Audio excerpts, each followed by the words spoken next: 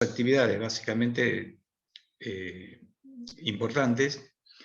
La primera es, tendrán un nuevo práctico en la primera hora de lo que veníamos hablando, de lo que venimos estudiando y lo que es para el parcial.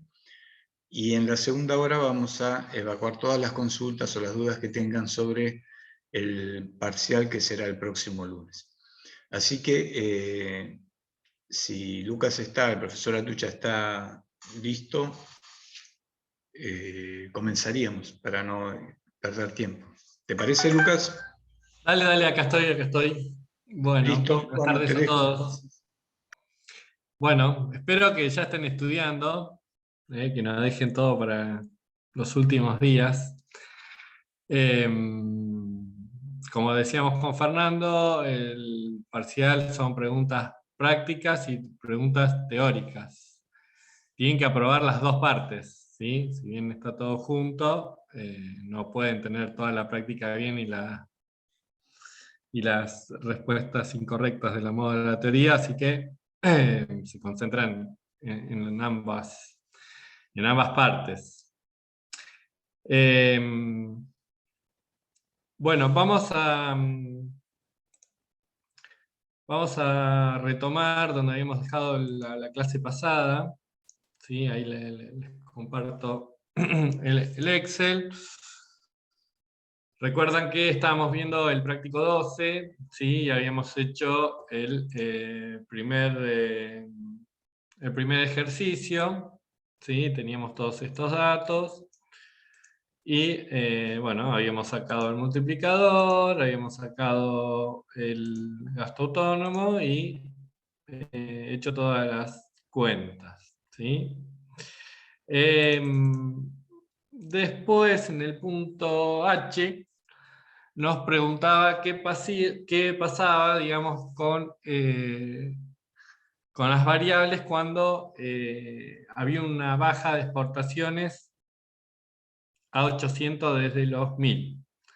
¿Sí? Habíamos visto que podíamos estimar, ¿sí? esta baja de exportaciones y su efecto, digamos, en el producto con el multiplicador. ¿Sí? ¿Sí? Hacíamos esa variación por el multiplicador, o sea, la variación del gasto autónomo por el multiplicador, teníamos cuánto iba a bajar o subir el producto. En este caso habíamos llegado a que el producto iba a bajar 416 y por lo tanto el nuevo producto es 583,33. ¿Sí? Si estimamos el gasto autónomo de nuevo, el multiplicador no cambiaba, llegamos exactamente al mismo resultado. ¿Sí? Ahora bien, estábamos preguntando si cambiaba el resto de las variables. ¿Sí? ¿Cambian el resto de las variables? Sí, no. ¿Qué les dio? ¿Alguien lo hizo? Los escucho, los leo.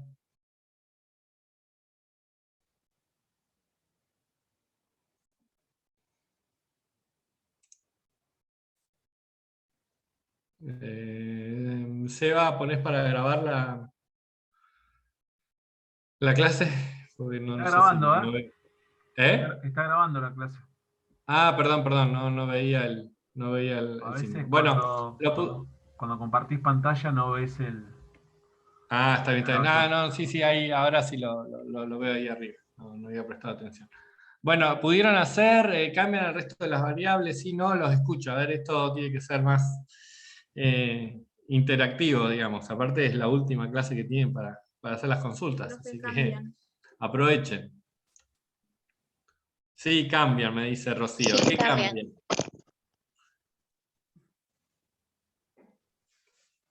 Bueno, entonces, a ver, Axel dice, a mí la T me dio 660. Bueno, como vamos a ver, si cambio el producto, obviamente van a estar cambiando todas las variables que van a estar relacionadas con el producto, ¿sí?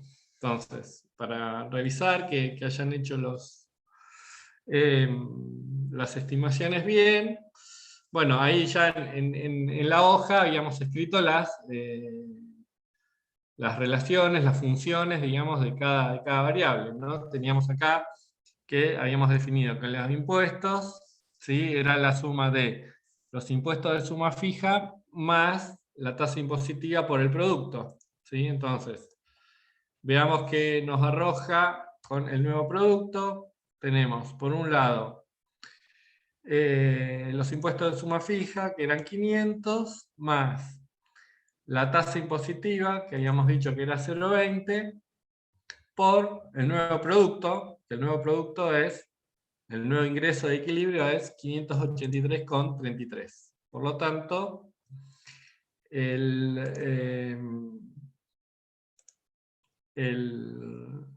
bueno, los nuevos impuestos, los impuestos totales, ascienden a 616,67. ¿Sí? Recuerden acá, bueno, acá estamos trabajando el Excel va a tomar todos los decimales, pero si lo están haciendo a mano, tomen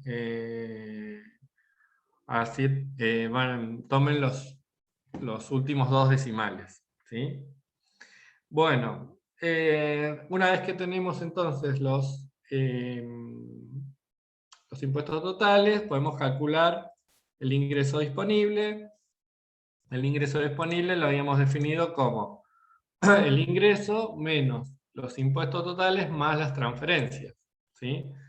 Entonces, dijimos, el ingreso disponible son los 583,33 menos los impuestos totales, 616,67, más las transferencias, ¿sí?, que son 200. ¿Sí? Por lo tanto, el nuevo ingreso de equilibrio es 166,67. ¿Ok? Bueno. Sigamos entonces, si tengo un nuevo ingreso de equilibrio, vamos a tener un nuevo consumo total. El consumo total lo habíamos definido como el consumo autónomo más la propensión marginal a consumir por el ingreso disponible. ¿Sí? Entonces, el consumo total, dijimos, es el consumo autónomo, que en este ejercicio eran 100, más la propensión marginal a consumir, que en este ejercicio es 0,90, por el nuevo ingreso de equilibrio, el nuevo ingreso disponible, perdón, que es 166,67. ¿Sí? Entonces, el consumo asciende a 250. Una vez que tengo el consumo, podemos estimar el ahorro privado. El ahorro privado, recuerdan, lo habíamos definido como menos el consumo autónomo más 1 menos C, 1 menos la propensión marginal a consumir, ¿sí? 1 menos C también lo podemos llamar la propensión marginal a ahorrar, ¿sí? Es equivalente, por el ingreso disponible. Entonces, el ahorro privado, dijimos, es menos el consumo más 1 menos la propensión marginal a consumir por el ingreso disponible, ¿sí? Por los 166,67. Por lo tanto, el ahorro privado es negativo en 83,33. Si nos da negativo, habíamos dicho que es un desahorro, ¿sí? Es decir, que la familia no están ahorrando, sino que se están endeudando, ¿sí? Bueno, la inversión, en este caso, está definida por la inversión autónoma menos el parámetro B, que es la sensibilidad de la inversión a la tasa de interés, por la tasa de interés. En este caso, vamos a ver que no cambia, ¿sí? La inversión, vamos a copiar el valor. La inversión no cambia, ¿por qué? Porque la inversión no depende del ingreso, ¿sí? La inversión autónoma son 800, el parámetro B y el I no cambiaron, así que va a ser lo mismo, ¿sí? ¿El superávit público cambiará o no cambiará? ¿Qué dicen?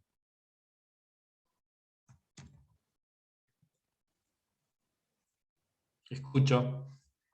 Sí, Sí, cambia, ¿por qué? Porque básicamente nos cambiaron los ingresos, nos cambiaron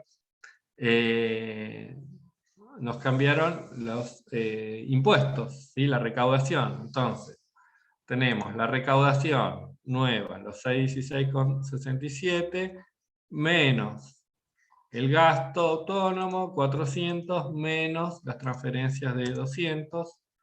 Por lo tanto, el superávit público, ¿sí? Del sector público es de 16,67. Y después tenemos el superávit externo, ¿sí?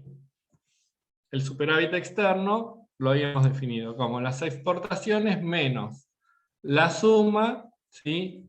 De las importaciones autónomas más la propensión marginal de importar, ¿sí? Que depende del ingreso, ¿sí? Recuerden que acá es sobre el ingreso total. Como el ingreso cambió, este superávit nos va a cambiar, entonces hacemos más las exportaciones menos, abro paréntesis, las importaciones autónomas más la sensibilidad de las importaciones al ingreso, que es 0,2, por el nuevo ingreso de equilibrio, que dijimos es 583,33. ¿Sí? Por lo tanto, ahora el superávit externo es 83,33. ¿Sí?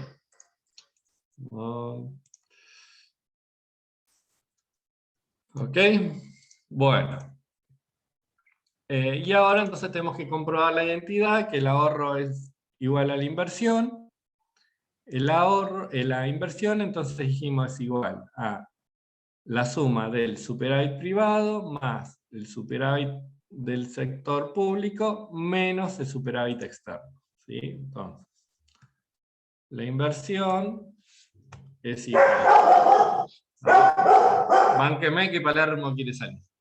Profe,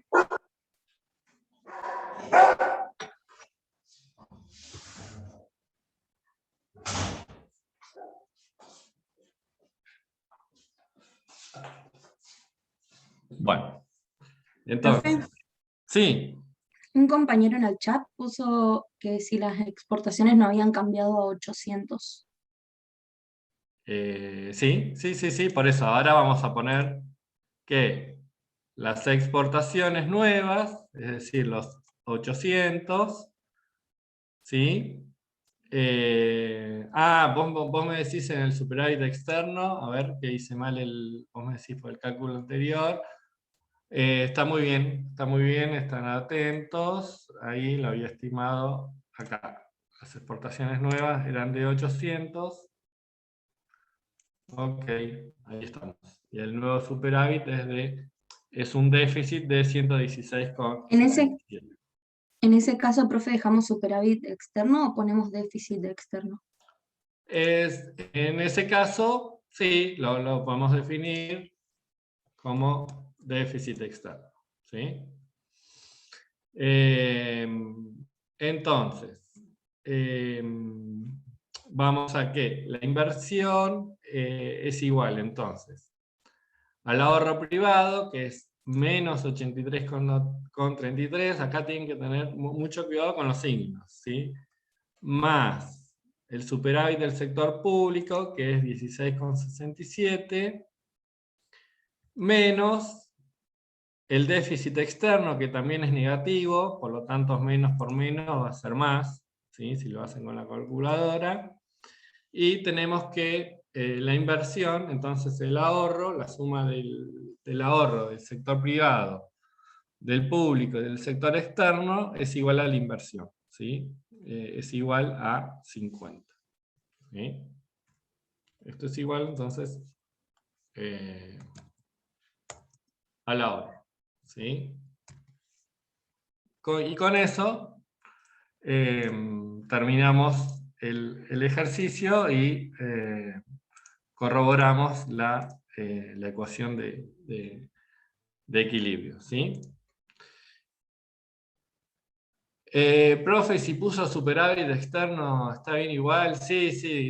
A ver, definimos superávit externo por cómo definimos por cómo definimos la ecuación, ¿sí? O sea, hacemos siempre ingresos menos gastos. Si los ingresos son mayores a los gastos, va a ser superávit, y si es al revés, como en este caso, se transforma en déficit, ¿sí?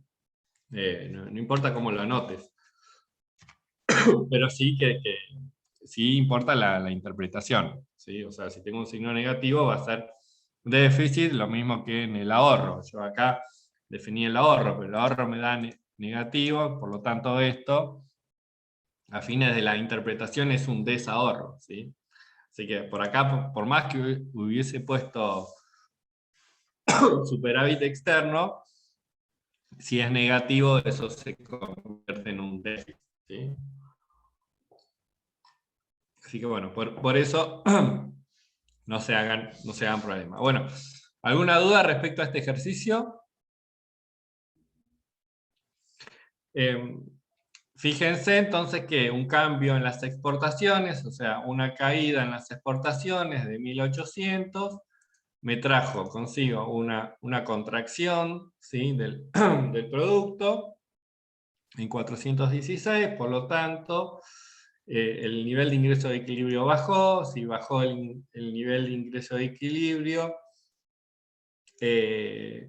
me baja la recaudación de impuestos, me baja el ingreso disponible, ¿sí?, me baja el consumo, me aumenta, ¿sí?, el desahorro de las familias, también cae el superávit público y me genera un déficit externo. Esos son como resultados que trae en este modelo o en esta economía, digamos, son las implicancias de una caída en las exportaciones.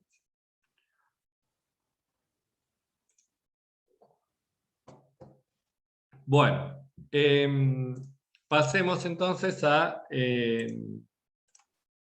vamos a resolver el ejercicio 2, ¿sí?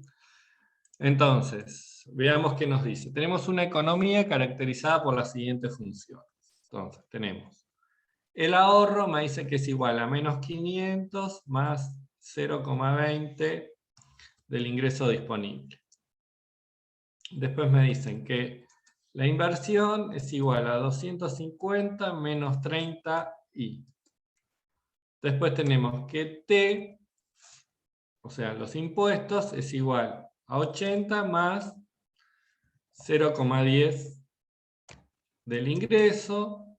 Me dice que las transferencias es igual a 50, que el gasto del gobierno es igual a 200, que las exportaciones son 400 y que las importaciones es una función de 150 más 0,40i. ¿Sí? Entonces me pide hallar la renta de equilibrio para un tipo de interés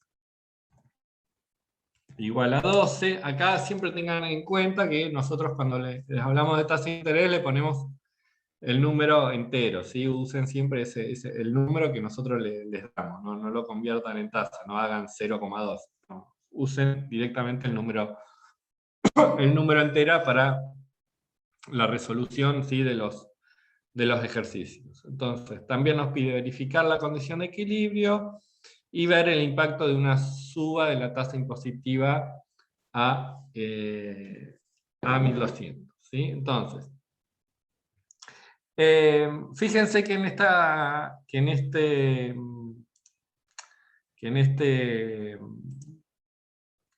este ejercicio, ¿sí? A ver, esperen que corro esto que me molesta. Ahí. Fíjense que en este ejercicio nos dicen las funciones, y dentro de esas funciones tenemos ciertos parámetros que tenemos que ir reconociendo, ¿sí? Si me dicen que el ahorro es menos 500 más 0,20 del ingreso disponible, ¿qué me están diciendo? Esos menos 500, ¿qué representan? Consumo Consumo. autónomo. el consumo autónomo. ¿Y el 0,20 qué es? La propensión marginal a consumir. A consumir. ¿Quién, El ahorro. quién más da? Habíamos dicho que la función del Ahorrar. ahorro... ¿Cómo? Ahorrar sería, ¿no? Claro, acuérdense que es 1 menos C, entonces 1 menos C es la propensión a ahorrar. Entonces, si la propensión a ahorrar es 0,20, la propensión marginal a consumir va a ser igual a 0,80. ¿Sí? Eso suma 1. Después, fíjense acá, la inversión es igual a 250 menos 30i. ¿Los 250 qué representan? La inversión autónoma.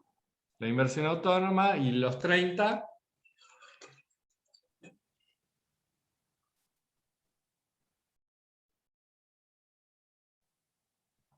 La tasa.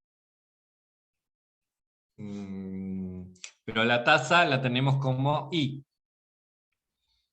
¿El 30 qué sería entonces? La sensibilidad. Claro, el parámetro B, la sensibilidad de la inversión a la tasa de interés. ¿Sí? Fíjense que después, a lo último del ejercicio, nos dice que la I es igual, que la tasa de interés es igual a 12. ¿Sí? Bien, entonces, después fíjense, tenemos impuestos totales. 80 más 0,10i. ¿Los 80 qué eran? ¿Qué representarían?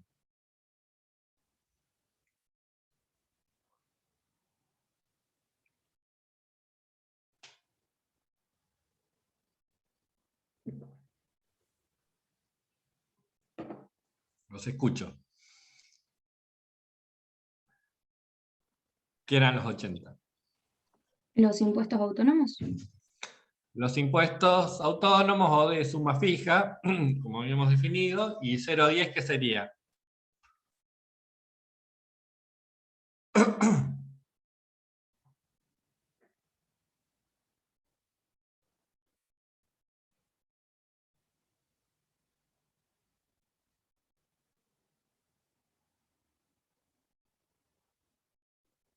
¿Qué sería? Lo vimos recién, en el ejercicio anterior.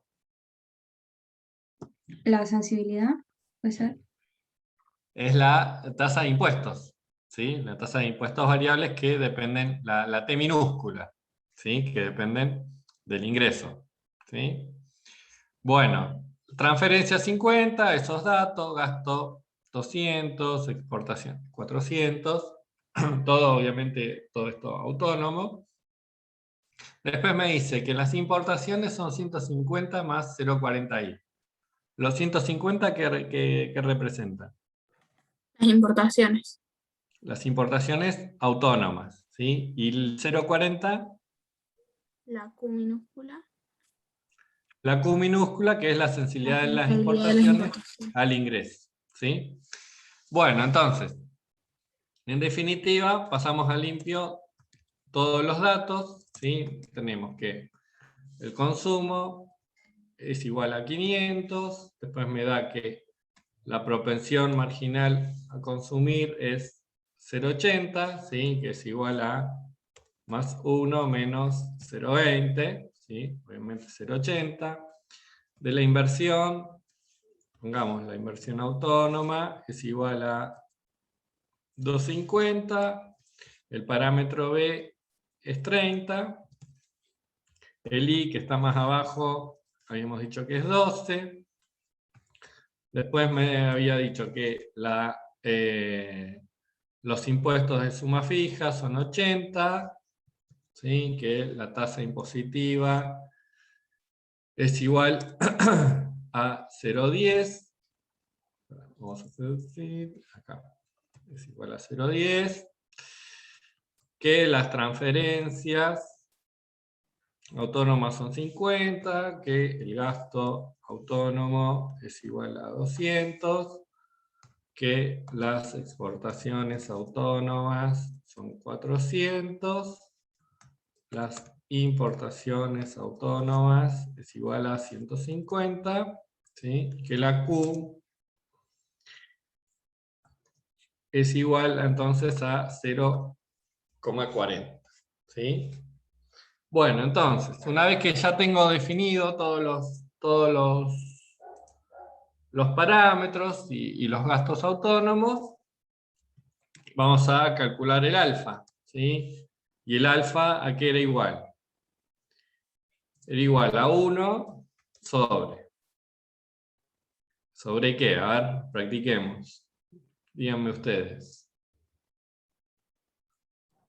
1 menos la propensión marginal, 1 menos la propensión marginal, entre paréntesis, 1 menos 1 menos la T minúscula, que era la tasa de impuestos, la tasa de impuestos, más ¿sí? la sensibilidad de las importaciones al ingreso. Perfecto. Muy bien. Bien. Profe, pero Entonces, no, ahí la C chiquita no va multiplicando al 1 menos T. sí, bueno, si no pongo nada es que va multiplicando, pero agreguémosla por si nadie, si no se entiende. Bueno, entonces, muy bien. Ya sabemos cómo es la fórmula del alfa, entonces ahora reemplazamos, ¿sí? Hacemos 1 dividido 1 menos 0,80, ¿sí? Por 1 menos la tasa impositiva, ¿sí? Que es 0,10, más 0,10 más 0,40 de la sensibilidad de la inversión, ¿sí? Por lo tanto, el alfa es igual a 1,47, ¿sí? Perfecto. Bueno, entonces ya tenemos estimado el multiplicador. Ahora tendríamos que calcular el gasto autónomo. ¿Y el gasto autónomo a qué era igual? Al consumo autónomo Al consumo autónomo, más la propensión marginal a consumir por sí,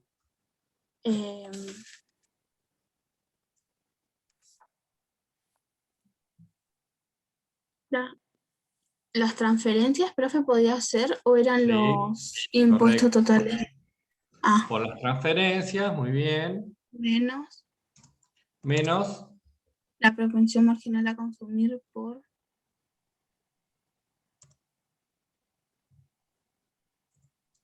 por, ¿qué le restábamos?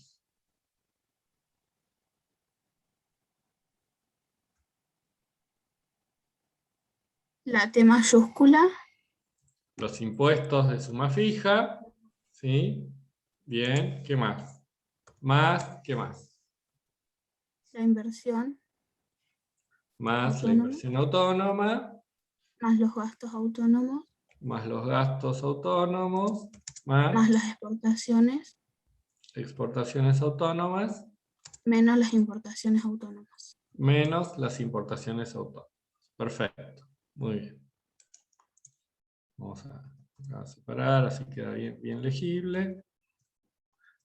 Bien, perfecto. Entonces, ya tengo la fórmula del gasto autónomo, ¿sí? Ahora lo que nos queda, entonces, en definitiva, es hacer todos los reemplazos, ¿sí? Entonces, vamos, hacemos.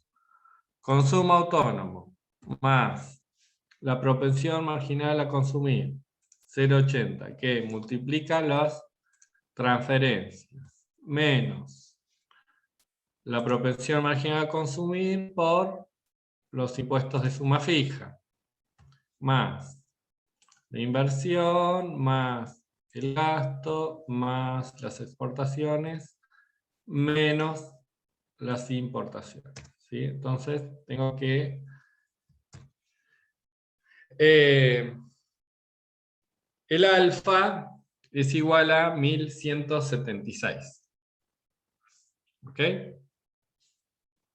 Bueno. Una vez que tengo el alfa, el multiplicador y el gasto autónomo, entonces voy a poder estimar el ingreso. ¿Sí? ¿Y a qué era igual el ingreso? Era igual al alfa ¿por qué? Los gastos autónomos Por el gasto autónomo menos B por I. menos BI. ¿Sí? Entonces, en definitiva, si hacemos los reemplazos, tenemos que el alfa por, abro el paréntesis, el gasto autónomo menos el parámetro B, que va a estar multiplicando la tasa de interés, que es 12, ¿sí? Tengo que el ingreso de equilibrio es igual a 1200. ¿Sí? Bueno, una vez que tengo entonces el ingreso de equilibrio, puedo definir el resto de las variables. Si bien acá no me pide, me dice verificar la condición de equilibrio. Bueno, pero para verificar la condición de equilibrio voy a tener que sacar el ahorro privado, el ahorro del sector público y el ahorro externo, con lo cual eso implica que tenga que hacer todas las cuentas. ¿Sí? Entonces, comenzábamos por el total de impuestos. El total de impuestos, ¿cómo lo habíamos definido? ¿Era igual a qué? Impuesto de suma fija. Los impuestos de suma fija más la tasa impositiva por el ingreso. ¿Sí?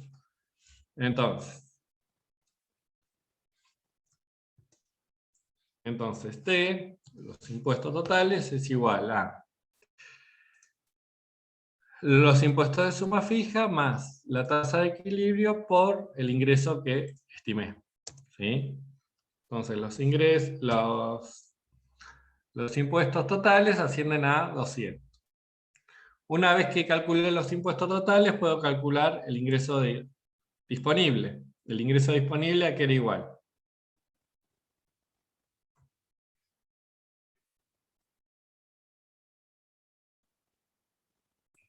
El ingreso más las transferencias autónomas.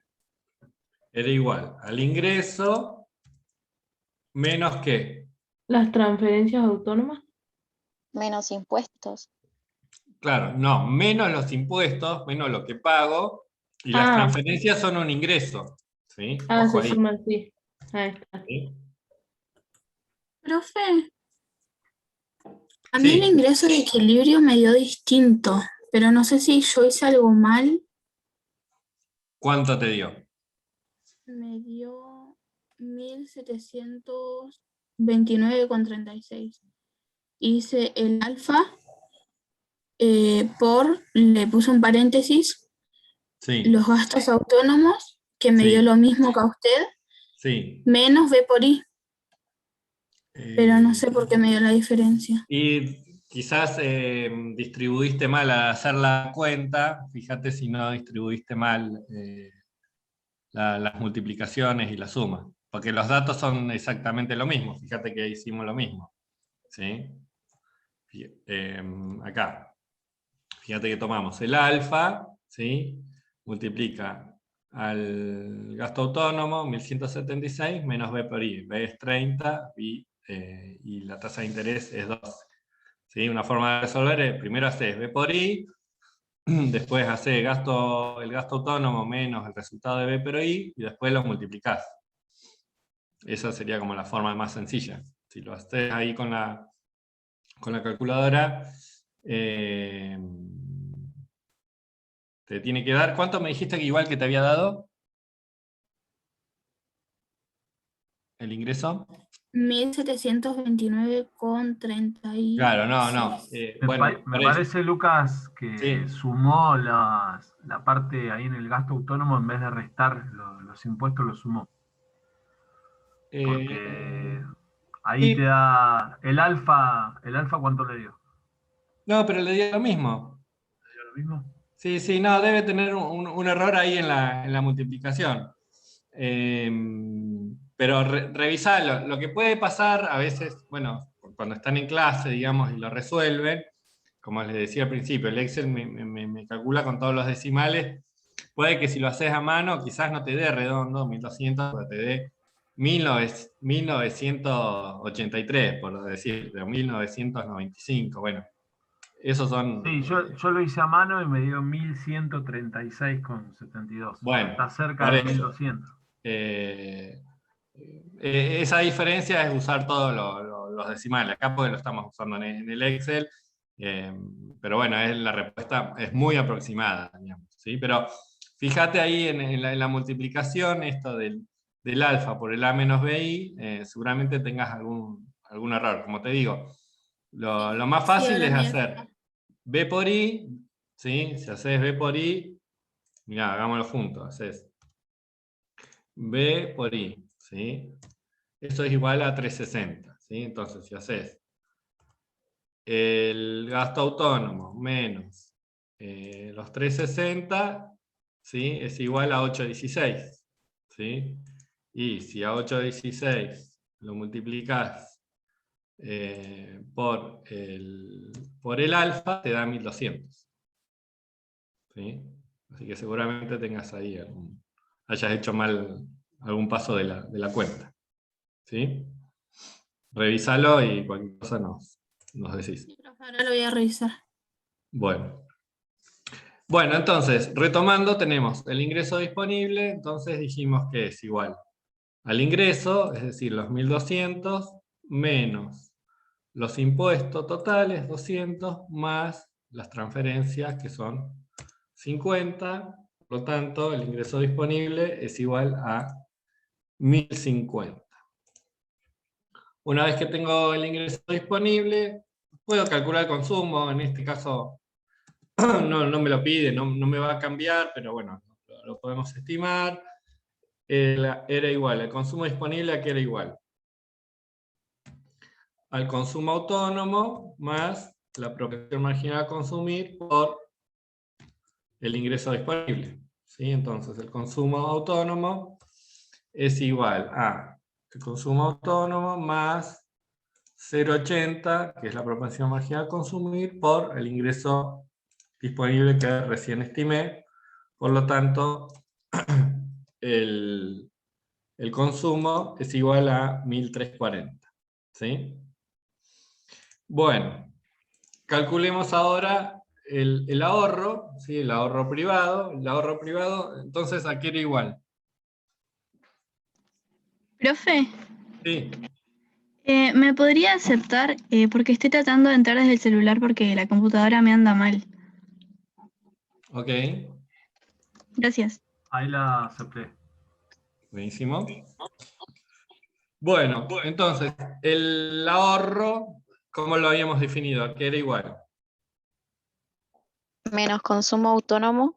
Menos el consumo autónomo, más ¿qué? 1 menos la propensión marginal 1 menos la propensión consumir. marginal a consumir, que Por- todo esto multiplica el ingreso disponible. ¿Sí? Ahí está. Bueno, entonces, el ahorro, vamos sustituyendo, entonces, menos el consumo más 1 menos la propensión a consumir por el ingreso disponible.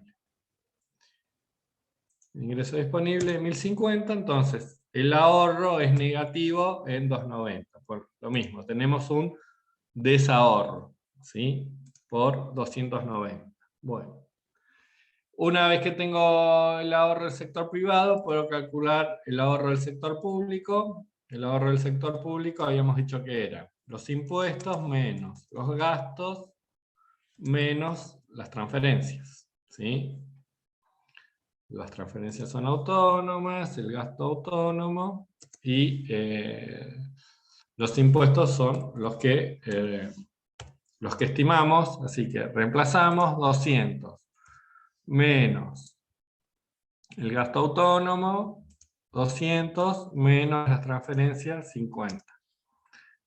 En total tenemos un déficit de 50. ¿Sí? Así que esto en realidad es un déficit del sector público de 50. Pasamos al sector externo. El sector externo, que habíamos dicho que era igual. Era igual a las exportaciones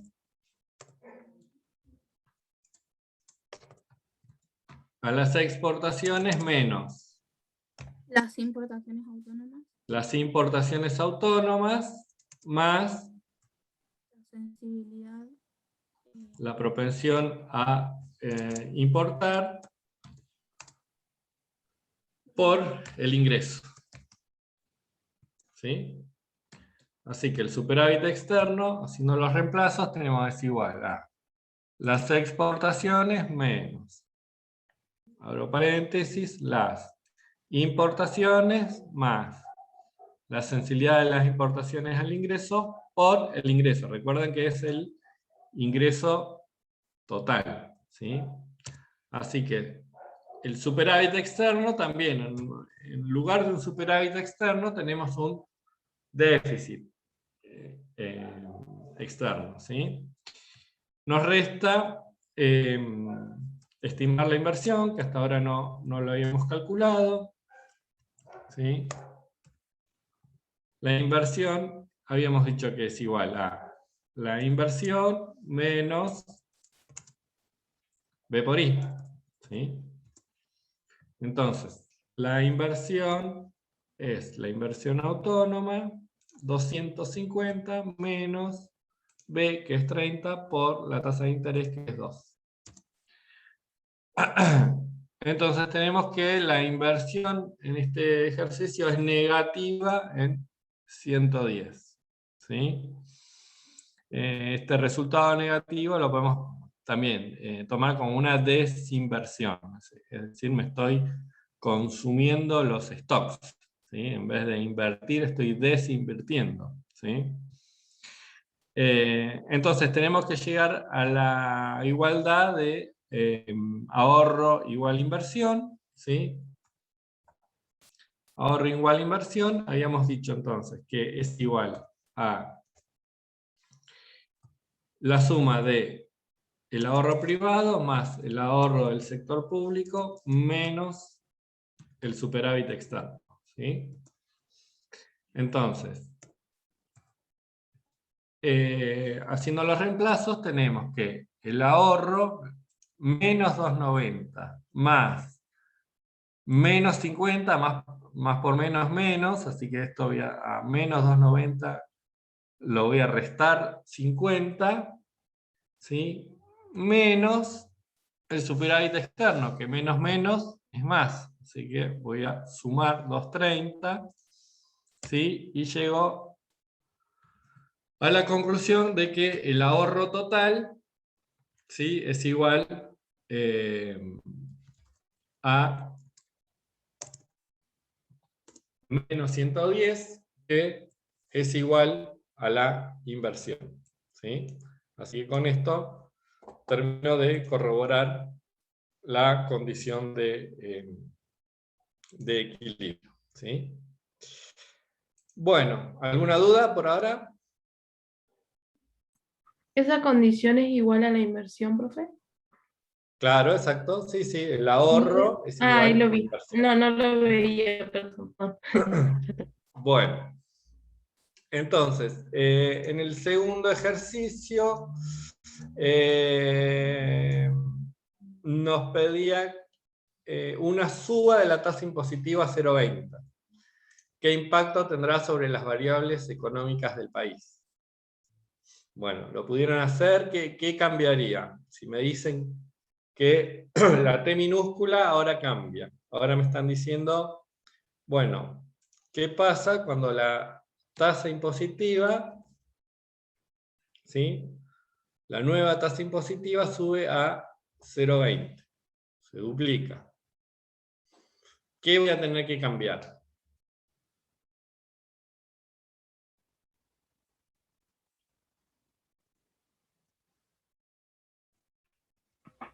Por el chat dice que cambia el alfa. Multiplicador. Ah, perdón, no veo. Cambia el alfa. Claro, correcto, sí, porque vemos que lo tenemos dentro de la fórmula del alfa, ¿sí? Tenemos el 1 menos c por 1 menos t, ¿sí? Entonces tenemos que volver a cambiar el alfa, ¿sí? Entonces hacemos 1 dividido 1 menos la propensión marginal a consumir, 1 menos la propensión marginal a consumir por 1 menos la nueva tasa impositiva, ¿sí? Que es 0,20, más Q, ¿sí? Entonces el nuevo, ¿sí? El nuevo multiplicador, ¿sí? Es igual a 1,32. ¿Sí? Esto si lo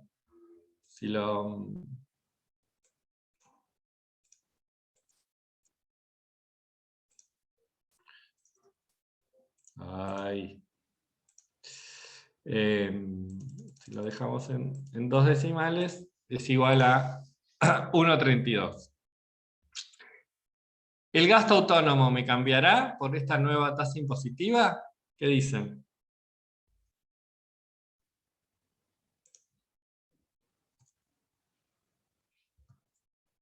Si vemos la fórmula acá, ¿me cambia? No, no dice Rocío. Correcto, acá no tiene impacto un cambio en la tasa impositiva, no tiene impacto, así que vamos a usar el mismo alfa, los 1176. Y vamos a estimar el nuevo ingreso de equilibrio, ¿sí? Va a haber un cambio porque obviamente el multiplicador se redujo, entonces hacemos 1,32 por el gasto autónomo que no cambia, menos BI que tampoco cambia. Menos B por I. Cierro los paréntesis.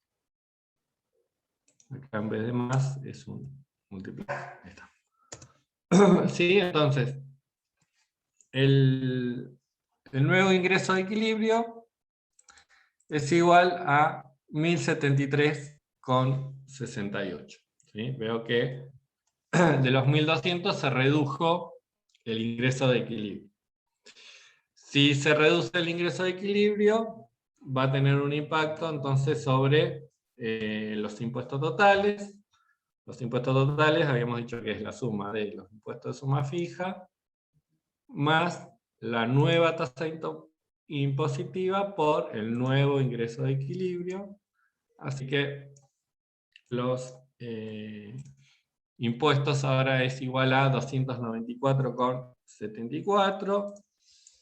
Esto me va a hacer cambiar también el ingreso disponible. El ingreso disponible habíamos dicho que es igual al ingreso menos los impuestos totales más las transferencias que no cambian. Por lo tanto, el ingreso disponible es igual a 828,95. El consumo también va a cambiar, ¿sí? Hacemos consumo autónomo más la propensión marginal a consumir por el nuevo ingreso disponible. Por lo tanto, vemos que el consumo también se reduce a 1163. Estimamos el ahorro de nuevo nos va a cambiar porque nos cambia el ingreso disponible, entonces hacemos menos el consumo autónomo, más 1 menos la propensión marginal a consumir, por el ingreso disponible. ¿Sí? Entonces el desahorro, en este caso, aumenta a menos 334. Veamos qué pasa entonces con el sector público. Tenemos que es igual entonces a los impuestos totales menos el gasto, que no cambia, menos las transferencias. ¿Sí? Entonces, al reducirse la recaudación, o sea, los impuestos totales, el superávit, ¿sí? se reduce, a ver acá, para. A ver, está mal.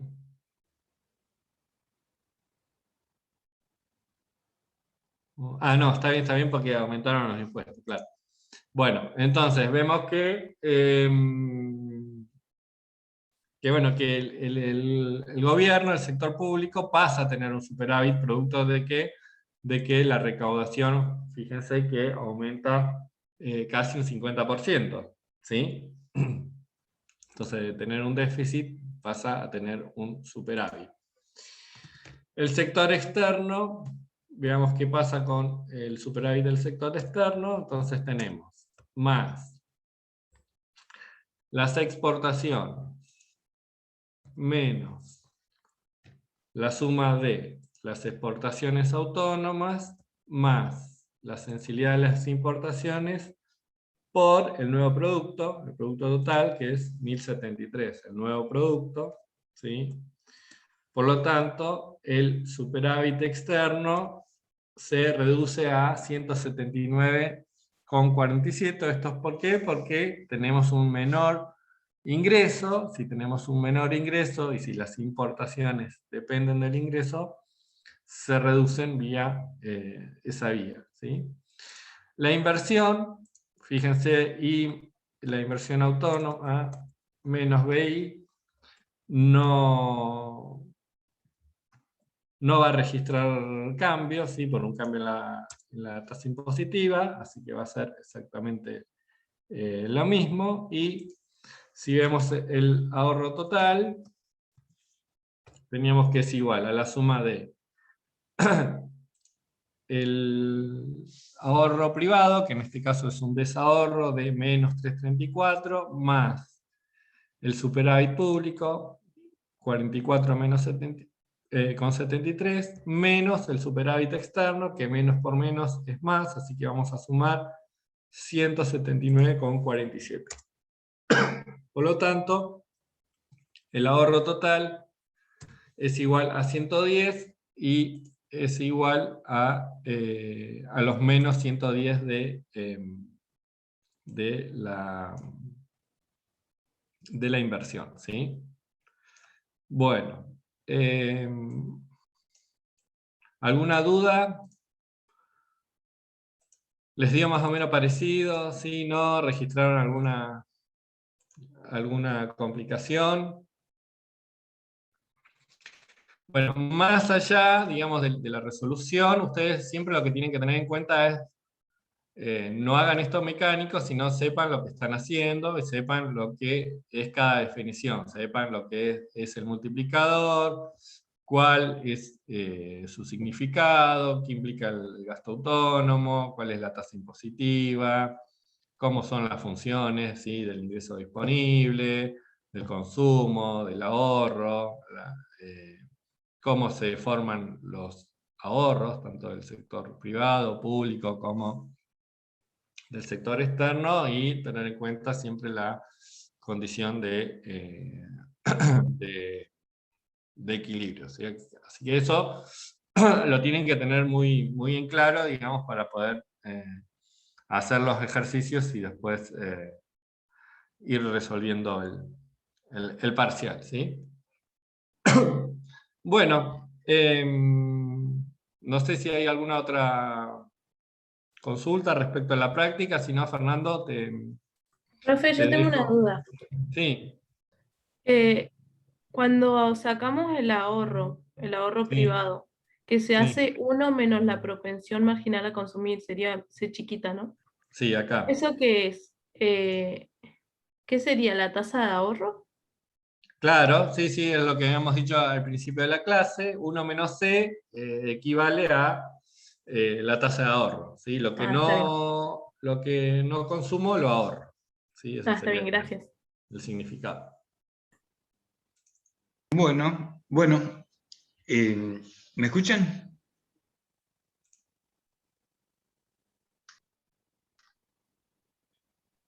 Sí, profe. Escuchamos, Sí, Fer. profe, se lo escucho. Ok. Bueno, vamos a... Tenés Si que, ya está con esto, Lucas. Sí, sí, ya estamos. tenés Igual que dejar estoy acá de... por cualquier duda. Tenés que dejar de compartir pantalla, Lucas. Así. Dale. Ahí estamos. Bueno, muy bien. Bueno, chicos, ahora viene la parte, digamos, de las consultas, de todo tipo. Pueden ser de prácticos, obviamente, como puede ser de teoría. La idea es que en esta hora que nos resta, aprovecharla lo máximo posible para que ustedes se quiten todas las dudas que tengan para el parcial o de que hayan estudiado o que hayan leído hasta ahora. Así que bueno, como estamos acá para escucharlos. Ahora depende de ustedes que llevemos adelante lo mejor posible, digamos, para que ustedes comprendan qué fue toda esta primera parte del curso. Profe, Sí, Lucrecia. ¿van a estar contestando preguntas por el foro? Porque yo tengo una duda del jueves pasado, pero no vi la clase del lunes, entonces por ahí como que la contestan en la clase del lunes y para no, pregunto en el foro de últimas, por eso. En el foro del Facebook y todo esto que estamos hablando, o de la página, digamos, del aula. Sí. Claro, del aula. Sí. También la puedes preguntar ahora, no hay problema. Si la tenés ahora. No, después miro la clase bien y si me queda la duda... Correcto. Sí. Gracias. Sí. Profe, yo quería preguntar, más o menos porque no terminé de entender la diferencia entre la inversión ex post y ex ante. Bueno. Hay quiero contestar acá primero, antes. ¿Quién me preguntó recién lo de ex antes y lo de ex post? Yo, Aileen. Aileen, bueno. Para que no se pase, porque esto me parece que... Andrea, pregunta si en el parcial vamos a poder volver, por ejemplo, del punto 3 al 1. El tema está que las preguntas van a ir... se va a poder volver si no se responde. Quiero decir, si ustedes van al 3, o pasan el 1, el 2, el 1 no la responden, siguen al 2, al 3... Llegan al 3 y dicen, voy a responder el 1. Vuelven al 1, sí pueden. Pero si una vez que la respondieron, van a volver, pero no van a poder cambiar nada. Una vez que está hecha la respuesta, después no se puede cambiar. Ese es el tema. Ahora, si ustedes no la responden, avanzan sin responderla a esa pregunta y después pueden volver a la pregunta que no respondieron. Eso sí. O sea, no la tenemos que marcar, ¿no, profe? ¿Cómo? Perdón. Si la marcamos, No, ya se toma. si ustedes tienen duda y quieren pensarla un poco más, o lo que sea, o pensarla más que nada, no van a estar desesperados buscándolo, pero seguramente lo harán, pero bueno, si tienen dudas, lo que tienen que hacer es no marcar ninguna respuesta, seguir con las demás y después volver. Eso pasa si pasamos de pregunta. O sea, yo pregunto si pasamos de pregunta pasaría eso, pero si estamos en la pregunta y no nos salimos de la pregunta y cambiamos la respuesta antes de pasar, ¿se puede cambiar o no? Sí, ustedes en cada respuesta tienen que poner guardar, enviar, ¿no? Aparece claro. Entonces ahí, antes de enviar, digamos, la respuesta, pueden cambiarla. O sea que podemos volver para atrás, digamos, en las preguntas. No es que si no contestamos una, después ya no podemos volver. Claro. O sea, si ustedes no responden una pregunta, la saltean, ustedes pueden volver después a esa pregunta que saltearon. En el momento que la marcan y la envían, ya no pueden hacer nada. Claro, sí. ¿De acuerdo? Sí. Así es la cuestión. ¿Se entendió? Sí. Antes de enviar, sí, tal cual. Bueno, Aileen, el tema de ex antes y ex post. Esa era la duda, ¿no es cierto? Sí, profe. Bueno, vamos a ver. Ex antes y ex post son conceptos que se utilizan en economía, fundamentalmente en macroeconomía, a los efectos de tratar de describir situaciones que se presentan. Obviamente que cuando decimos ex antes, la misma palabra lo dice, es una palabra en latín, digamos, que es anterior, y en economía o en macroeconomía lo que significa es lo que se ha planeado, lo que se tiene pensado hacer o lo que la teoría, para decirlo ahora en términos ya más académicos, lo que la teoría nos dice. O sea, la teoría nos dice que la oferta agregada es igual a la demanda agregada. ¿Estamos de acuerdo? Ese es el equilibrio y así es como es. Eso es una condición ex antes. ¿Por qué ex antes? Porque, primero, la teoría nos dice cómo tiene que ser, y segundo, porque en la realidad lo que las empresas, los agentes económicos, la economía en general planea es que exista una igualdad entre la oferta y la demanda. ¿Se entiende entonces hasta ahí lo que es el ex antes? Sí, hasta ahí sí.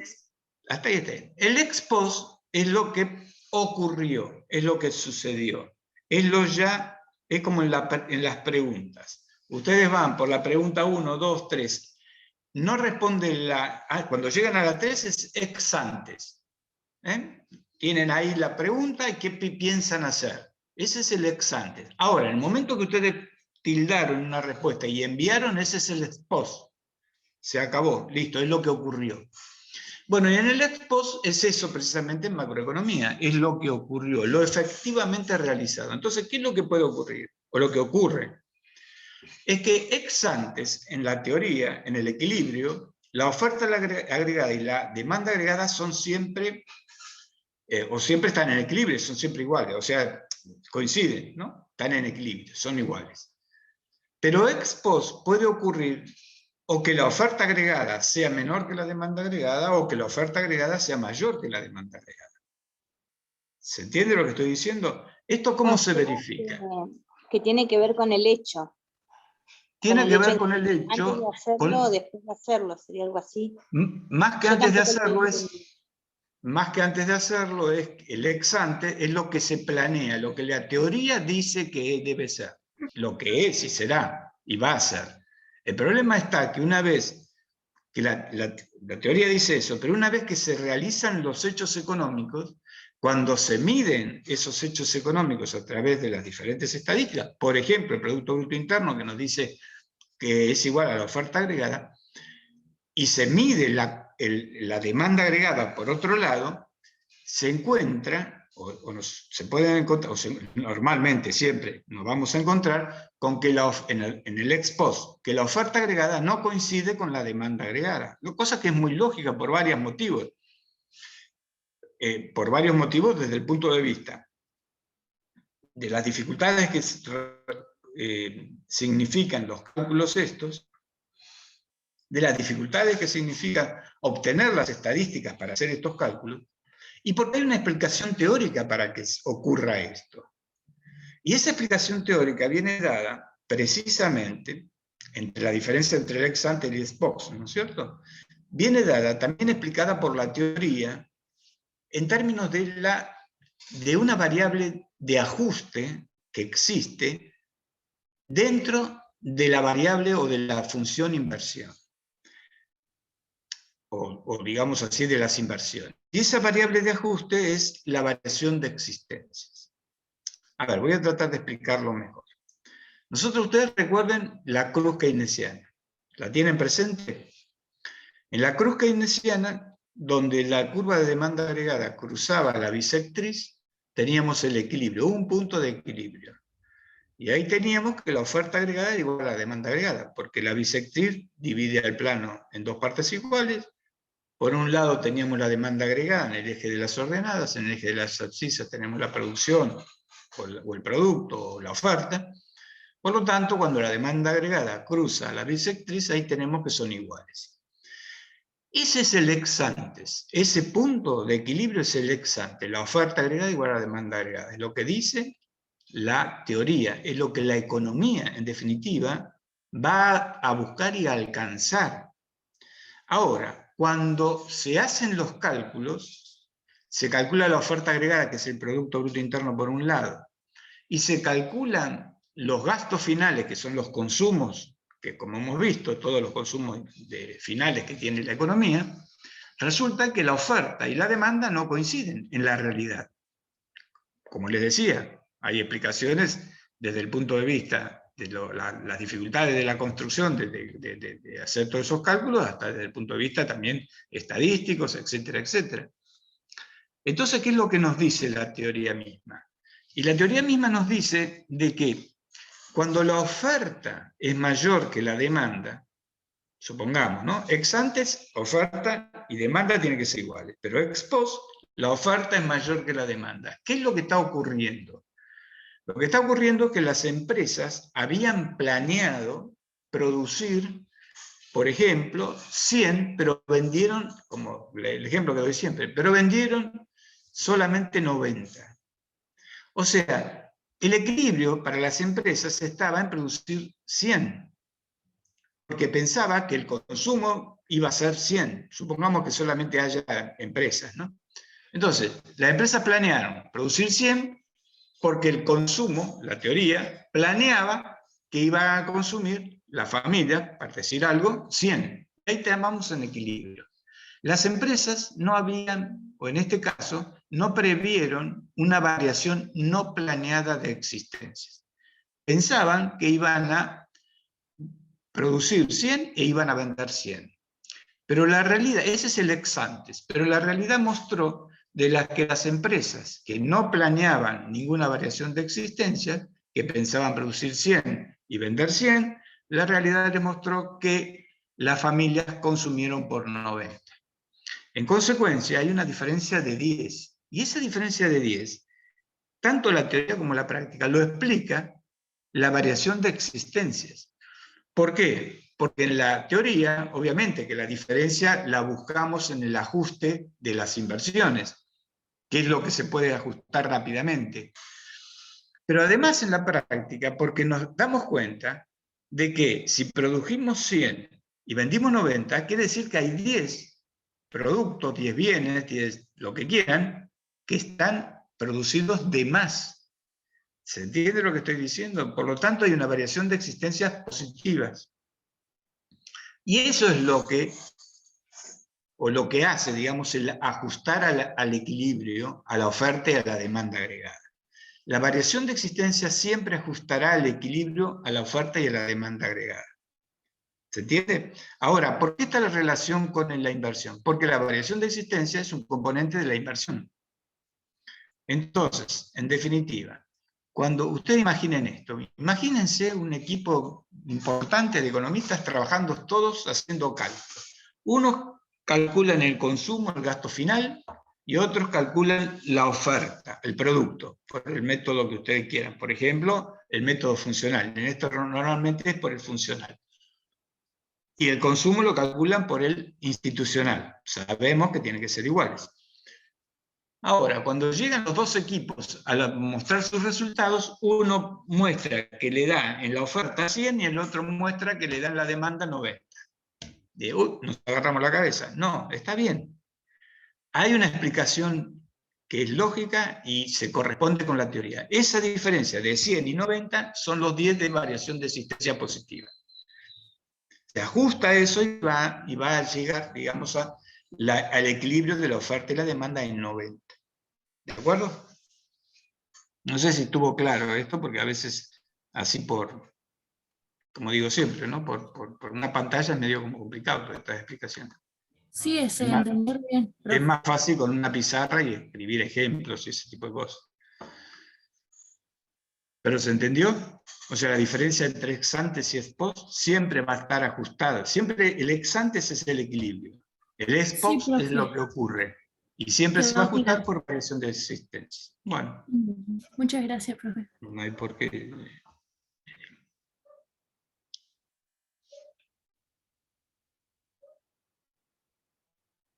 ¿Alguna pregunta más tienen, chicos? Sí, imagino. Estamos a 4 días del parcial. ¿Cómo? En el chat hay una. En el chat hay una. Gracias por informar. Vamos a mirar. Oh. Juliana.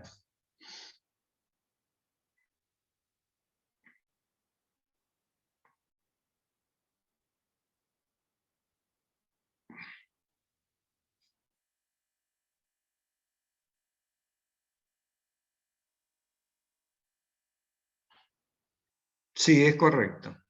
En la diapositiva no es sobre la población activa, sino que es sobre la tasa de actividad. La tasa de actividad se calcula sobre la población total. Y la población total es, como decís acá, incluye a todos, a los niños, jubilados, etc. Ahora, ¿por qué es así? Sí. No, yo sobre eso también me había quedado una duda, porque si es la tasa de actividad es para calcular qué porcentaje de la población total es activa o no. No, Entonces, ¿qué porcentaje? Claro, ¿qué porcentaje de la población total está en edad de trabajar? claro, Está por en eso se condición de calcula trabajar. sobre todo, sobre la población total. Claro, exactamente. ¿Qué porcentaje de la población está en condición de trabajar? Esa es la respuesta, digamos. ¿De acuerdo? No sé si Juliana lo entendió. No sé si está. Profe, yo tengo una duda Ok. con respecto al Bien, Juliana. IPC. Sí, decime. Ahí yo entendí como que lo sacamos, a ver si está, que es lo que dice el apunte, ¿no? El valor de la canasta del año considerado sobre el valor de la canasta de los precios del año base por 100. Pero después, esa es como la fórmula general, ¿no? Lo básico. Sí, Pero hay a una ver. parte donde dice, es decir, en cada periodo de la serie se calcula para cada producto la variación P sub n sobre P sub 0 y el resultado se aplica a la ponderación fija. Ahí me surge una duda porque como que me marea con esas palabras, no las puedo interpretar. Bueno, Debería decir lo mismo que la fórmula, pero no logro comprenderlo. No, dice lo mismo que la fórmula, lo que pasa es que es otra forma de mirarlo. Lo que ocurre es que cuando se calcula el IPC, se utiliza, como dijimos, el índice de las PEIR, que es de ponderaciones fijas. Ahí estamos de acuerdo, ¿no es cierto? Por lo tanto, a los efectos prácticos, a los efectos de tomar los precios, o sea, los efectos prácticos, digo, es cuando en la realidad, lo que ocurre. Ustedes imaginen que todos los días hay un equipo de encuestadores que andan por todas las ciudades del país, recorriendo supermercados, almacenes, autoservicios, de los chinitos, no chinitos, lo que sea, recabando y recogiendo los precios, ¿no? Van por las góndolas y van anotando los precios. Ahora, ¿qué ocurre? Que el índice de las PEIR es una fórmula general en donde, desde el punto de vista de la ejecución práctica, hay que hacer una pequeña modificación a la formulita para que, ¿qué es lo que se haga? Lo que se hace es recoger los precios y automáticamente, o sea, con solamente los precios y esa pequeña modificación que se hace en la formulita, automáticamente podemos sacar la variación de los precios entre un precio, por ejemplo, entre la leche de este mes con la leche del mes pasado. Ahora, ¿por qué se hace eso? Vuelvo a decir, porque el índice de las PEIR es un aspecto, de ponderaciones fijas, es una fórmula general que se utiliza no solo para índice de precio consumidor, sino para un montón de cosas de estadística, o de índices que estudia la estadística. Pero para el índice de precio al consumidor específicamente, como hay unas ponderaciones que se refieren a un año base de hace 10 años o 15, o dependerá de cuánto hace que no se modifica la canasta, entonces resulta como medio complicado de la faz práctica hacer todas esas cuentas y esos resultados. Por lo tanto, tomando solamente los precios se pueden obtener las diferencias o las variaciones. Ahora, lo importante que ustedes tienen que saber en esto es que no importa, acá lo más importante de todo es, si se llega a preguntar, lo que puede preguntarse es, ¿qué tipo de ponderaciones se utilizan para el cálculo del índice de precio al consumidor? Eso es lo máximo, digamos así, que podemos preguntar respecto a este tema. Y ustedes tendrán que decir el índice de las PEIR o de ponderaciones fijas, depende de cómo estará la respuesta. Pero no se metan mucho más de eso, ¿No es así? Es suficiente con que ustedes sepan que se utiliza el índice de ponderaciones fijas porque existe una canasta que se elaboró en un año base y que se utilizan los precios de esa canasta que se elaboró en ese año base. Eso es la parte teórica que a ustedes les interesa. Después, toda la cuestión práctica de cómo se calcula y qué formulita o qué se aplica, digamos, para hacerlo en la práctica, que es lo que dice ahí las notas, no tienen sentido meterse. ¿De acuerdo?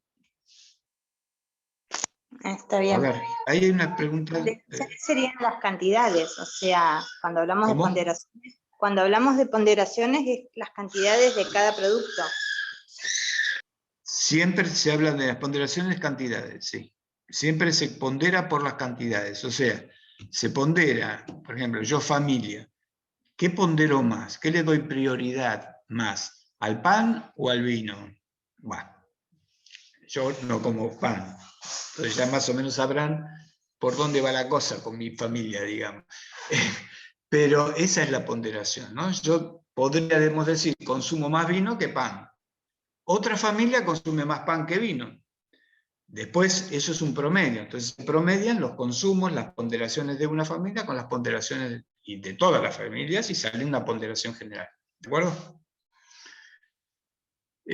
Acá hay una pregunta, Joaquín.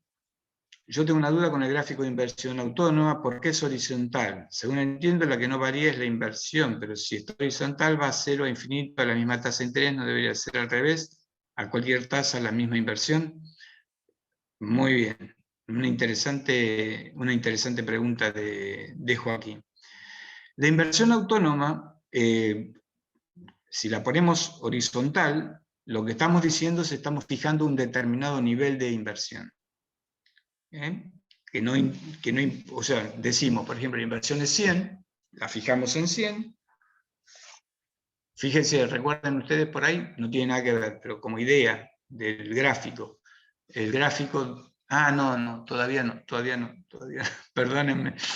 No, pensé que estaba haciendo una consulta de un final. No, todavía no, olvídense. Pero bueno, esto, si la ponemos fija, vertical, lo que estamos diciendo es, en el eje de las abscisas estamos marcando la inversión, la cantidad de inversión, estamos diciendo a 100, por ejemplo, a 100 de inversión, no importa el nivel de tasa de interés, varía la tasa de interés, siempre va a ser fija la inversión en 100.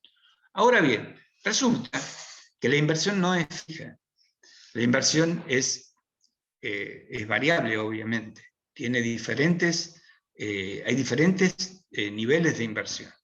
Entonces, la inversión horizontal lo que nos está diciendo de que existirán a cualquier nivel de tasa de interés diferentes niveles de inversión. ¿Se entiende ahora? Entonces, no es que tienda al infinito, de hecho, va a tender siempre al infinito con una tasa de inversión, o digamos a una misma tasa de interés, obviamente. Hacia la derecha, en horizontal, es así, pero bueno, sabemos que la realidad no es que ocurra eso. Pero bueno, lo importante entonces es saber esto, que la inversión puesta de manera, el gráfico de manera horizontal nos está diciendo a diferentes tasas de interés, diferentes grados de inversión que pueden existir. O sea, si yo la tengo horizontal, al nivel de tasa de interés 20, voy a tener una inversión de 5, pero también puedo tener una inversión de 10, puedo tener una inversión de 20, puedo tener una inversión de 50. ¿Se entiende? Esa es lo que dice la teoría, lo que nos dice sobre la inversión autónoma. Después hay... bueno. Siempre estaba hablando de la inversión autónoma acá, Joaquín. Pero bueno, está bien.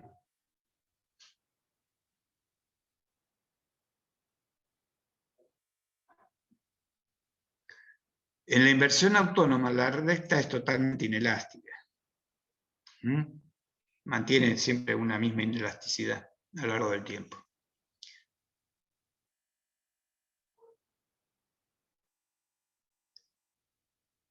Bueno, ¿se entiende?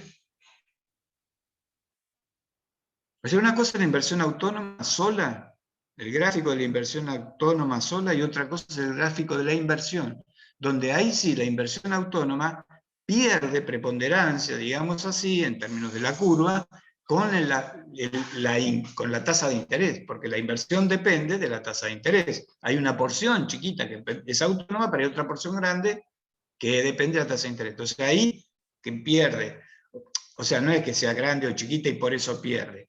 Lo que quiero decir es que es más importante la que depende de la tasa de interés que la autónoma, pero eso no es que da la tendencia negativa o la pendiente negativa.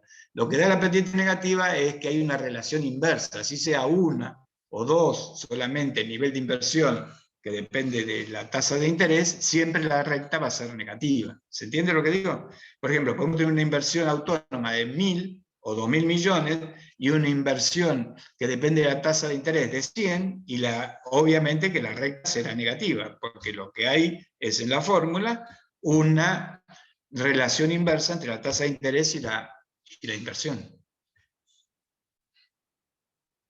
Bueno.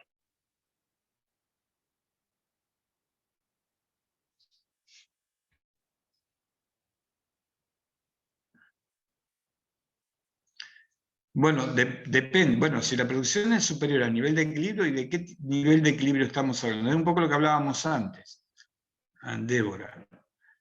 O sea, si la producción es superior al nivel de equilibrio, ahí depende de qué es lo que estamos hablando. Estamos hablando de una producción de un nivel de equilibrio de largo plazo, o estamos hablando de lo que estábamos recién diciendo, del equilibrio de la oferta agregada y demanda agregada en el modelo que estamos viendo.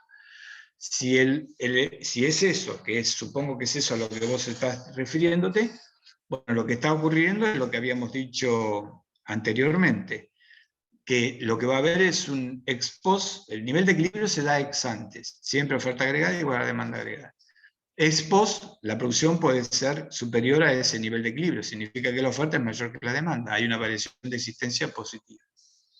Si estamos refiriéndonos a largo plazo, entonces lo que está pasando es que hay un problema, no es que haya un problema, lo que está ocurriendo es que hay una producción que está excediendo el nivel, la frontera de posibilidad de producción. Lo que está ocurriendo en ese momento, entonces, es que se está produciendo un traslado de la frontera de posibilidad de producción.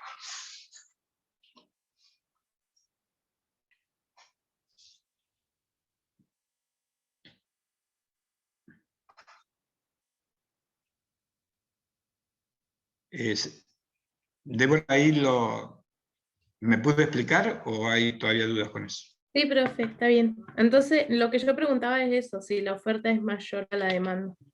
Hay una variación de existencia positiva. ¿Sí? Listo, gracias. Es lo que hemos dicho antes.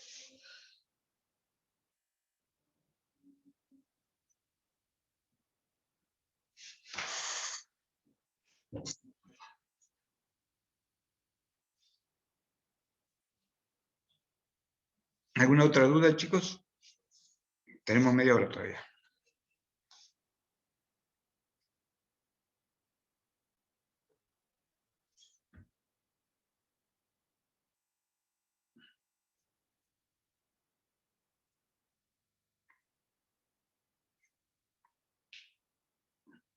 Recuerden, bueno, muy bien. Recuerden que los temas incluyen, habíamos dicho, desde el principio, con la oferta agregada, cuando explicamos toda esa historia de la oferta agregada, y esto que recién mencioné de la frontera de posibilidad de producción. Bueno, todos los temas de economía descriptiva, la parte teórica de desempleo y de índice de precios e inflación, ¿no es cierto? Recuerden eso. Bueno, todo cuentas nacionales, ya sabemos, la parte teórica y la parte práctica. La parte práctica van a ser de cuentas nacionales y de esta última que vimos del equilibrio del mercado de bienes. Se excluye en la parte teórica, en el equilibrio del mercado de bienes, solamente en la parte teórica, no en la parte práctica, el sector externo, como habíamos dicho el otro día. La próxima clase siguiente al parcial, o sea, el jueves que viene, ahí yo voy a hablar sobre, antes de empezar con el nuevo tema, ahí voy a yo hablar sobre la parte teórica de lo que nos queda del sector externo.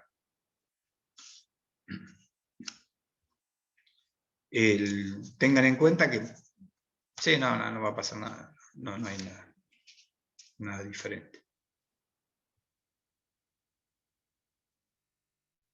En la parte teórica del sector externo podría aparecer una pregunta, no lo sé, que podría decir si aumenta la demanda, si aumentan las exportaciones, ¿qué pasa con la demanda agregada? Por ejemplo, una cosa así, se aumenta, disminuye, se queda igual, no sé.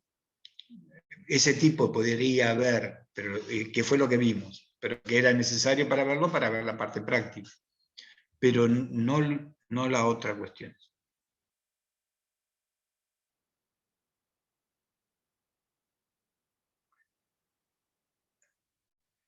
Los métodos de evaluación, los métodos de evaluación perdón, Rocío, a ver, no entiendo bien la pregunta. De extrapolación. ¿Evaluación de qué? ¿Y extrapolación de qué?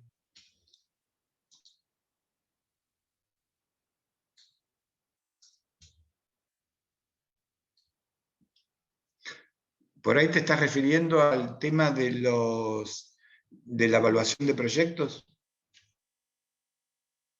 ¿Qué es evaluación de proyectos?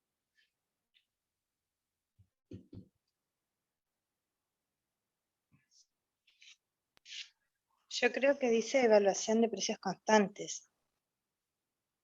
¿De qué? Perdón, no te escuché. Fanny.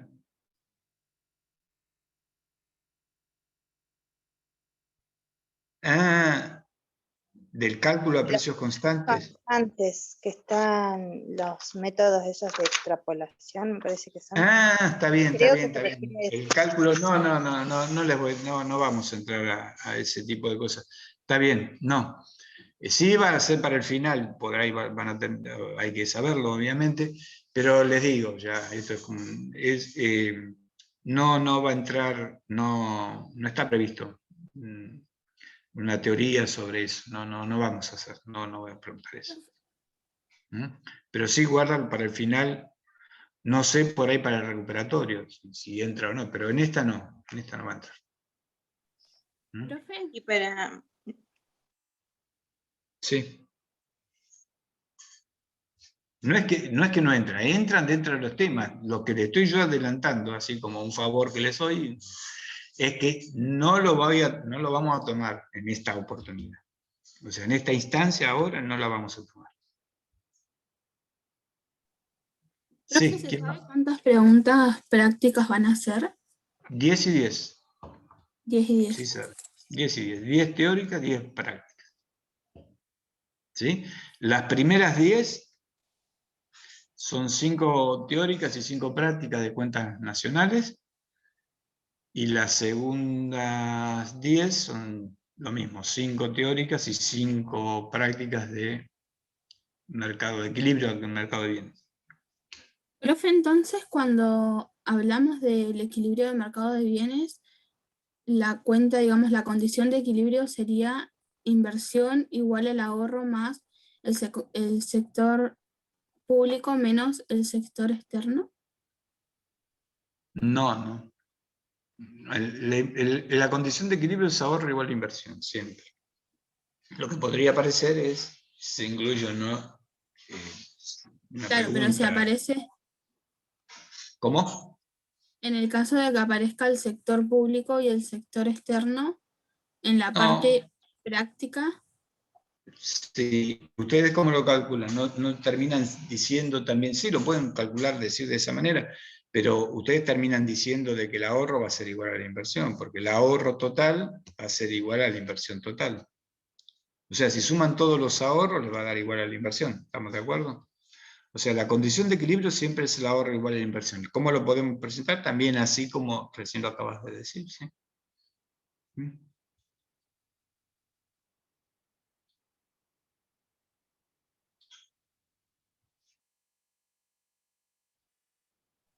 Profe, la nota la vamos a tener ahí, digamos, cuando terminemos el parcial. Cuando terminen el parcial... Después de las 8. No, van a tener la nota, sí, cuando la terminen, cuando cierren el parcial, ahí van a tener la nota. Lo que hay es todavía estamos viendo, lo voy a ser sincero, si cuando cierran y se les da la nota, van a poder ver cuáles son los errores o lo van a poder ver al otro día. Ese es un tema. Vamos a avisar por mensaje cuál va a ser el criterio. Profe, y en el caso de que tengamos que, en las teóricas, tengamos que, digamos, desarrollar la pregunta, por ahí pongamos... No va a haber desarrollo, porque para desarrollo, fíjense ustedes. Claro, hay que corregir todo. Claro, no se puede. Hay algunas formas, hay algunos mecanismos que existen en el cual se ponen palabras claves, por ejemplo, para un desarrollo, pero así todo puede prestarse a una confusión muy grande, inclusive a un error en la corrección, ¿no? Yo he visto ejemplos de... Claro, porque quizás ponemos, en vez de la palabra que teníamos que poner, otra que es similar, o agregamos una palabra y por ahí ya lo toma como mal el sistema. Sí, además puede ocurrir que esa palabra la estén utilizando de manera incorrecta. Eso yo no sé. Que digan, el ahorro es igual al desahorro, por decir cualquier cosa ahora, y aparece que la palabra acá era ahorro, y por decir también cualquier cosa, y la da como buena y sabemos que está mal. Entonces, por eso es medio como muy complicado.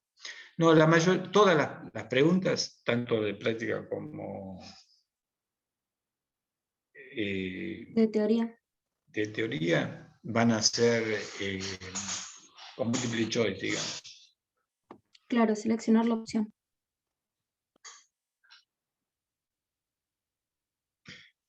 Sí, bueno, lo más probable es que lo que estamos pensando es que vean después de las 8 recién van a poder ver cada pregunta, cuál fue, digamos, el resultado de cada pregunta. Claro, ustedes van a tener el dato a las 8 cuando terminen, no a las 8, si lo terminan en 5 minutos, las 20 preguntas, a las 5 minutos tienen el resultado del parcial. Pero después tendrían que, después de las 8, poder entender o entrar y ver cuáles son las preguntas que estuvieron bien o mal. ¿De acuerdo? Sí, profe, igual es justo. Sí, sí se entiende. ¿Sí? Eso es porque somos malos. Horriblemente malos.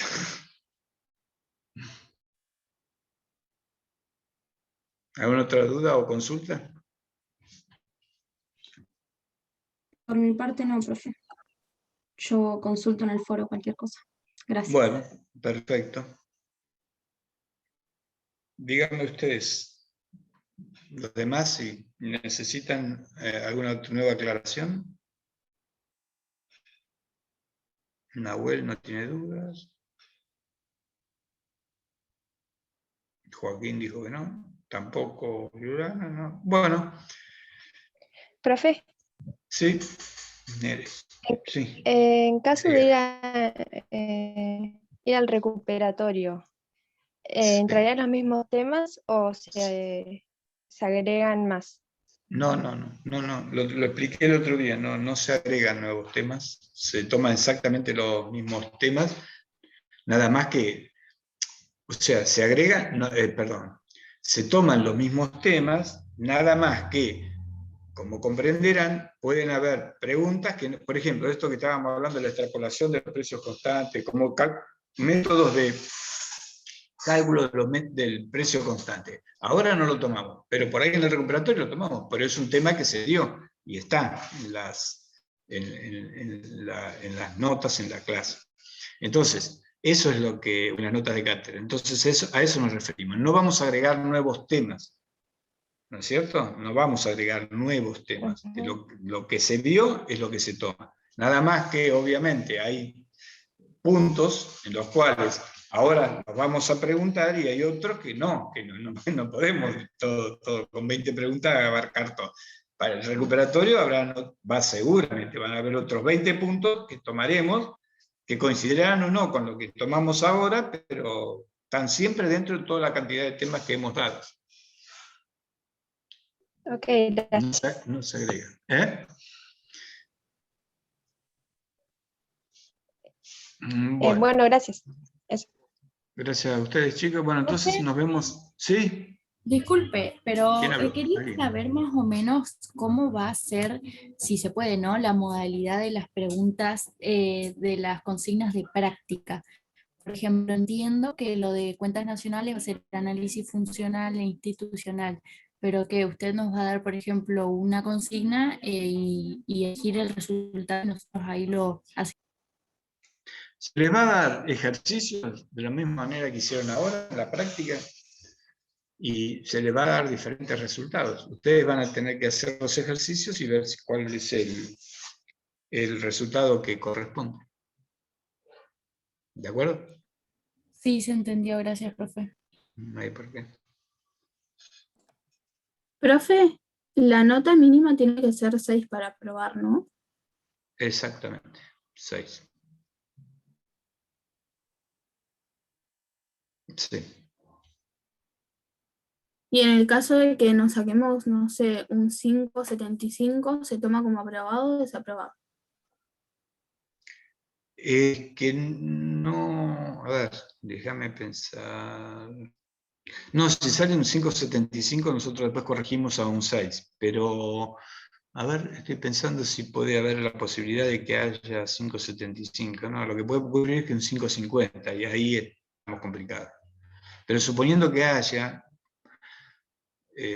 ustedes tengan en cuenta lo siguiente, las preguntas le pueden decir, en las teóricas, no en las prácticas, en las teóricas puede decir que puede haber más de un resultado. El tema es que puede o no puede haber. La consigna va a decir, Claro, en puede el haber caso, más. en el Sí. caso de que marquemos 2 y la respuesta correcta sea 1, ¿se toma como mal toda la pregunta? No, ahí eso es un tema ahí que lo estamos viendo. Vamos a ver. Claro, Sí. esas deberían, digamos, corregirse después, ¿no? Sí, después vamos a ver si se corrigen o no, pero depende, porque cuidado. Si yo te pregunto algo, en el cual vos me respondés, suponete que hay 4 opciones, y hay 2 opciones que son contradictorias. Si vos me colocás las 2 opciones contradictorias, aunque Claro, una no, sea se toma como... verdadera, te tengo que tomar como Sí. mal, porque quiere decir que no entendiste el tema, no lo conoces el tema, ¿entendés?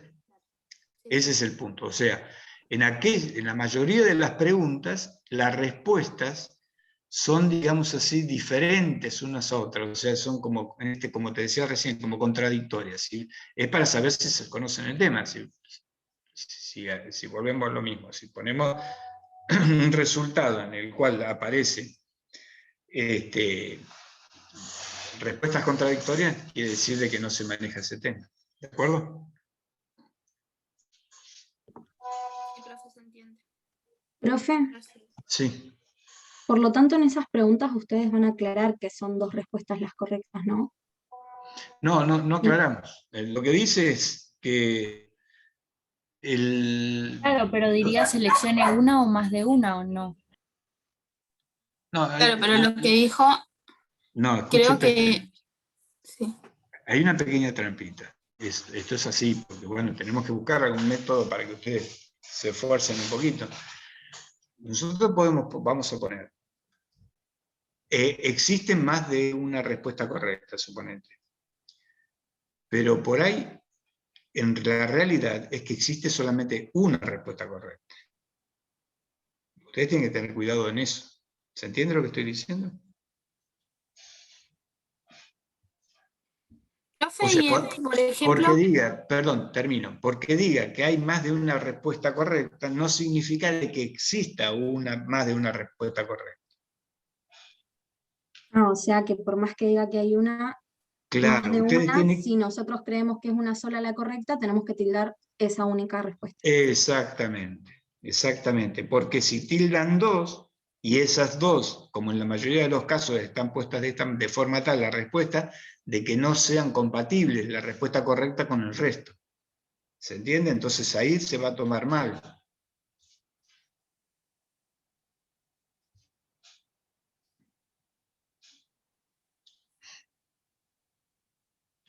¿Está claro? Sí, profe. Bueno, sí. muy bien. Muy bien, chicos. Bueno, entonces nos vemos el próximo. Bueno, ustedes lo van a hacer, nos vemos el lunes. Ustedes recuerden, tienen que ingresar al aula, como ingresan ahora para el curso, y ustedes ya vieron, supongo que vieron que dice primer parcial. Si ustedes entran en este momento primer parcial, dice se habilitará el lunes 10 a las 18:01. Bueno, esa es la hora en que ustedes tienen que entrar y hacerlo, y hasta las 20:01. ¿De acuerdo?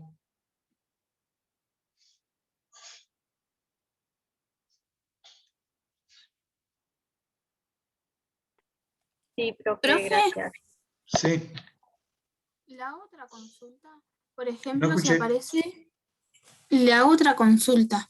Por ejemplo, si aparece del equilibrio del mercado de bienes, una pregunta que nos diga, digamos, que seleccionemos la opción correcta para la condición de equilibrio.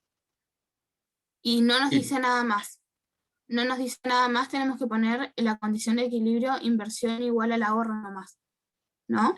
No, porque la respuesta, porque a vos te van a aparecer las respuestas, vos no vas a tener que poner nada, vos tenés que marcar. Claro, no. En el caso de que nos aparezca, digamos, una opción que diga inversión igual a ahorro y otra opción que diga inversión igual al ahorro menos el sector público menos Ah, está bien, el sector correcto. Sí. externo. Ahí en principio ponemos inversión igual a ahorro, por ahí lo que va a aparecer es inversión igual a ahorro, oferta agregada. ¿Cuáles son supongan que la pregunta diga, ¿cuáles son las condiciones de equilibrio de la economía? Y bueno, inversión igual a ahorro y la oferta agregada igual a la demanda agregada, que es la curva IS. ¿De acuerdo? Ah, buenísimo, profe. Gracias. Muy bien. Bueno, pero por eso, tengan en cuenta, es esa historia. Suponiendo de que, si ustedes ven que dice, ¿cuáles son las condiciones de equilibrio? Ahorro igual a la inversión. Y después les sale y aparece otra condición, otra relación. Si ustedes esa relación es la que ven, que la consideran como, o que la han visto en los prácticos como una condición de equilibrio, esa va a estar bien. Obviamente tienen que poner las dos, ahorro igual de inversión y esa segunda. ¿De acuerdo? Nada más, pero no creo que aparezcan ese tipo de cosas. Con la condición de equilibrio, por lo menos. Buenísimo, profe. Gracias. Bueno, si estamos todos de acuerdo, nos vemos entonces nosotros el próximo jueves, para la clase del jueves. Ustedes el lunes van a entrar a hacer el parcial y bueno, que tengan mucha suerte. Gracias, profe. Saludos. Saludos. Gracias.